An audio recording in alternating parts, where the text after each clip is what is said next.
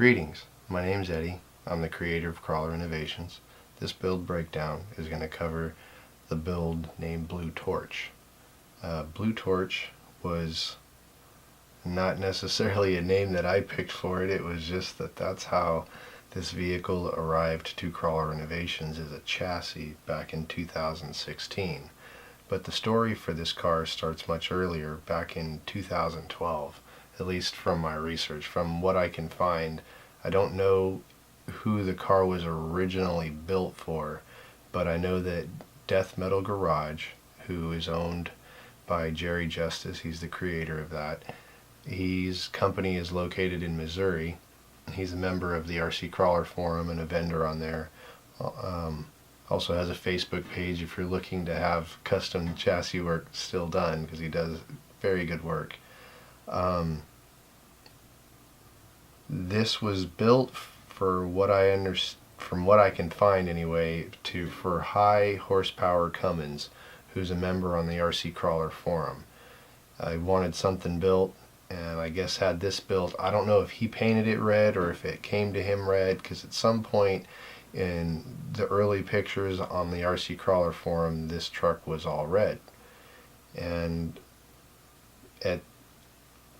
I don't know what happened with high horsepower Cummins, why he didn't want the build or finish the build, but either way, this was sold or traded off to a member in New Mexico whose screen name at the time was Egbert. It's now Mud Eater 67, but he powder coated it blue and did complete it. There's a full build thread in the RCCrawler section in the Wraith forum about this car. At some point he must have stripped it and sold it to another RCCrawler member named Big Stu, who is in Michigan. So that's now 2014. So Egbert Mud Eater 67 got this chassis in sometime around February of 2013, and sometime in around February of 2014 it was sold to Big Stu. Big Stu is the one that made the interior for this car. So the dash panel is actually CNC'd, and the rest of the panel is styrene that was custom made and fitted by him and painted, and he installed the seats and the steering wheel. I don't know how long he owned it.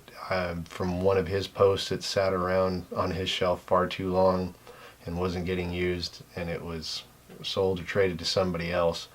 I don't know exactly the full history of who's owned it, because when CrawlerInnovations acquired it, which was in the latter part of 2015, it was a chassis at the time, and it was in the state of Florida. So, and I remember when I acquired it from that person that they had asked that if it gets built, that it be built with swampers or paddle tires to be more of a swamp buggy than a rock crawler.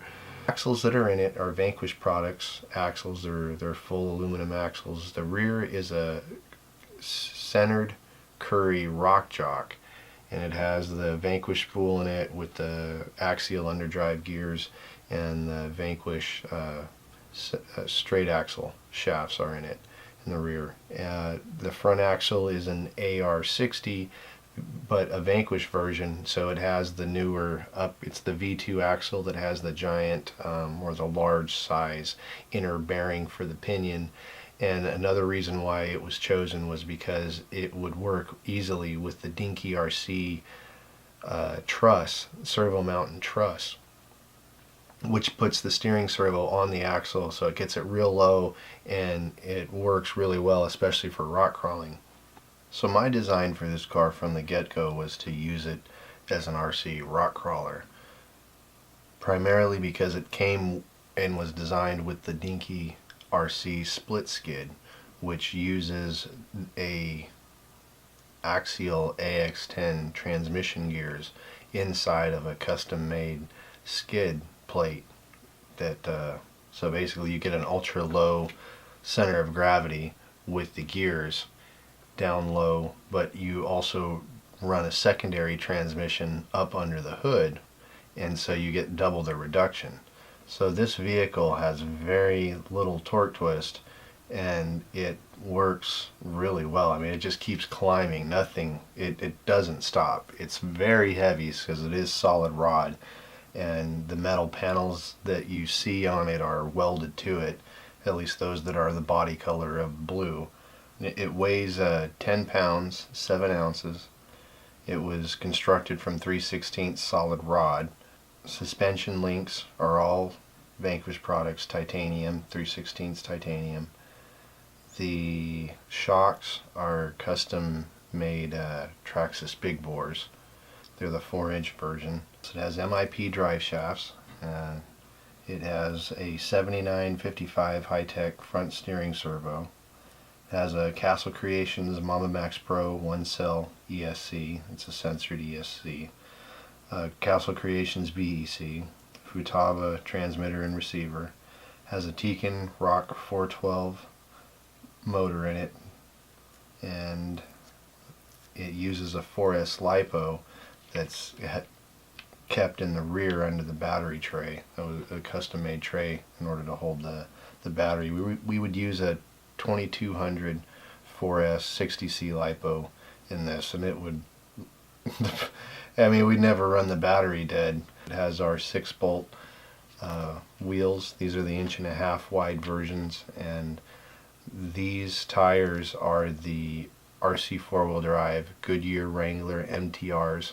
These are the 2.2 version, and these are filled with Deuces Wild 3002, the 2.2 tall foam.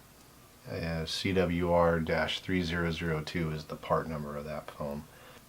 Blue Torch is actually going to be heading off to the West Coast now. It's going to be going to Washington. Going to be stripping it down after this build breakdown, because the axles and the drivetrain essentially are valuable and will be going into another.